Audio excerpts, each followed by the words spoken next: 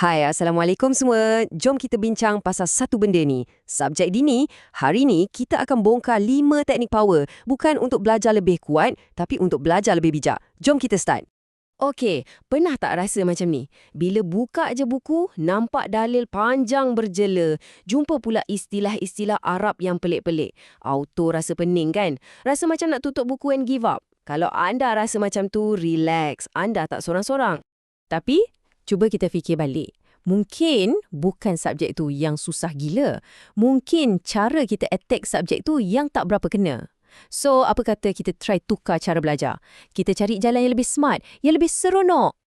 Okey, jom kita masuk teknik yang pertama. Saya panggil ni pecahkan dan takluk. Atau dalam bahasa Inggerisnya, chunking. Ini memang senjata rahsia untuk hafal dalil-dalil Al-Quran atau hadis yang panjang-panjang tu. Cara dia senang gila. Jangan paksa diri hafal satu ayat panjang sekaligus. No.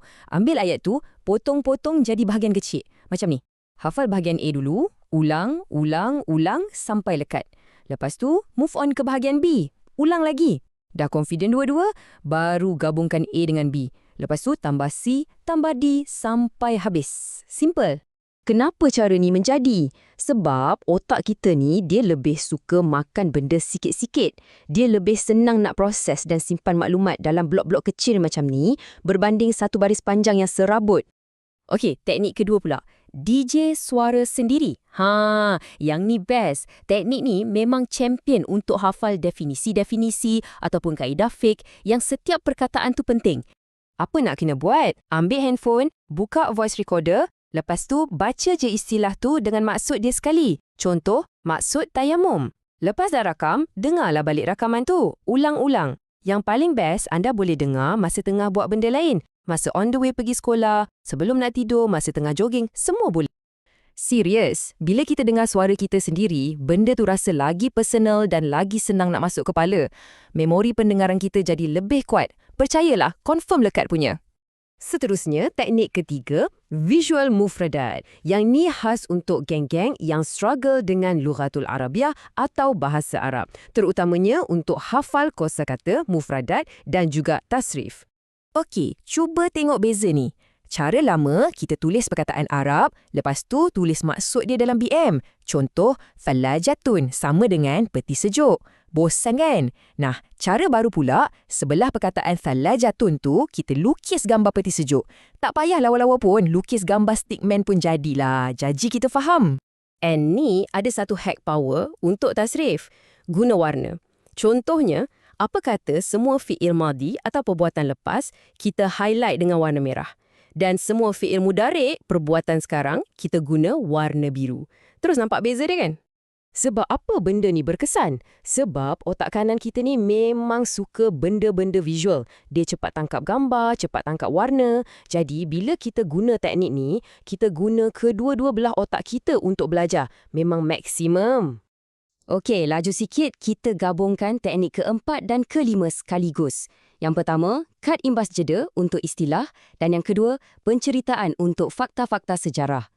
Teknik kad imbas ni bijak sikit. Okey, anda buat flashcard macam biasa. Depan perkataan, belakang maksud.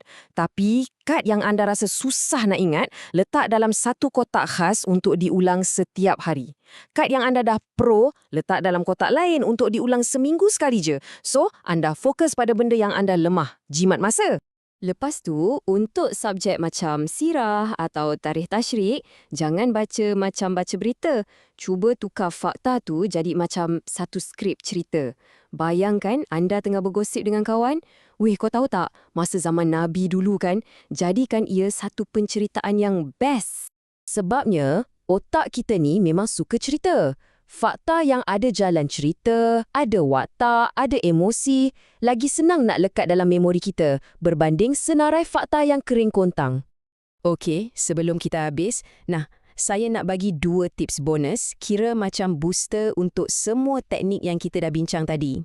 Nombor 1, cuba hafal masa waktu barakah lepas solat subuh. Serius, masa ni otak kita paling fresh, paling tenang. Benda senang masuk. Nombor 2, guna semua deria. Jangan hafal dalam hati je. Sebut kuat-kuat, tulis atas kertas dan tengok apa yang anda tulis. Libatkan mulut, tangan, mata, semua sekali.